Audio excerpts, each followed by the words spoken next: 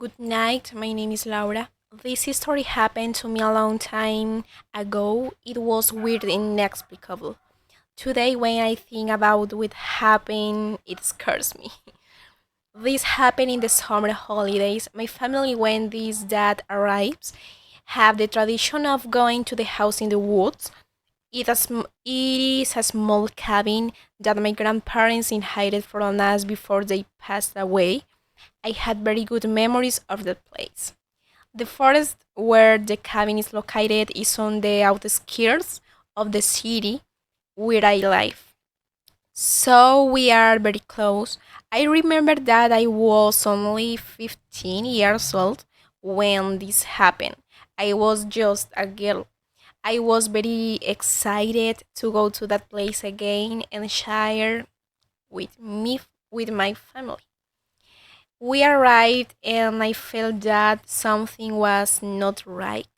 I felt strange when I entered the cabin. I felt that something was looking at me, and certain parts of the cabin gave me chills. My little brother was also very strange, but we ignored him and proceeded to go to the lake. At the lake, we saw my father make a bonfire. This was tradition, sitting in front of one day telling stories before going to sleep.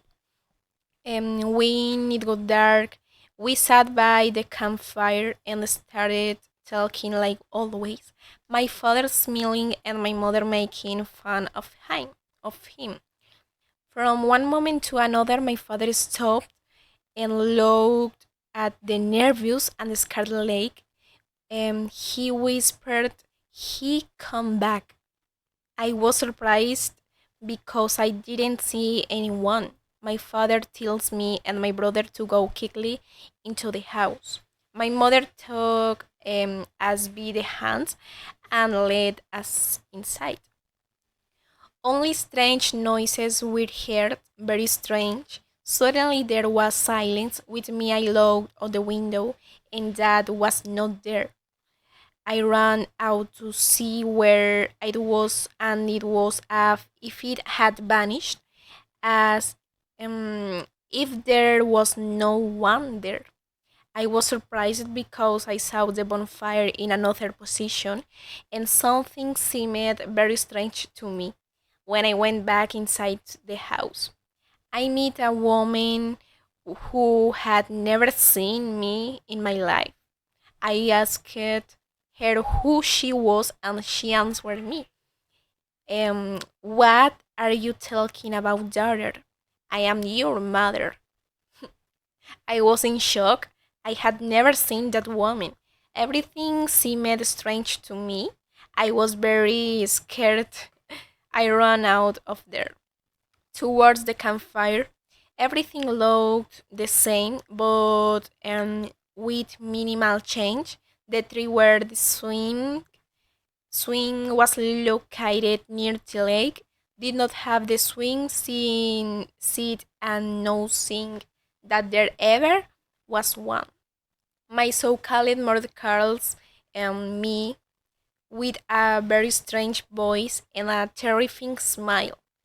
Light the fire, honey, come back. I proceeded to light the bonfire. I was noticeable how something from another world was coming out of the ashes.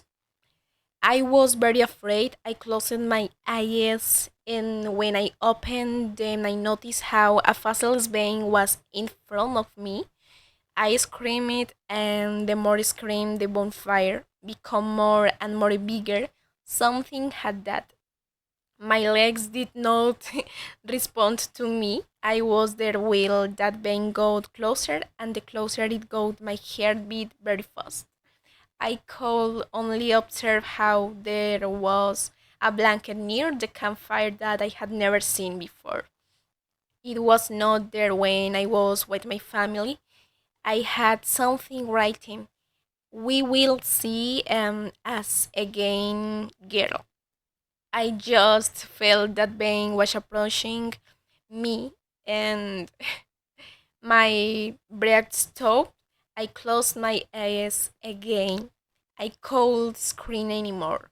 I could as if something stopped me. Suddenly I feel how they shake me. It was my brother shaking and saying, "What's wrong with you? Why do you stay like this? You're scaring me."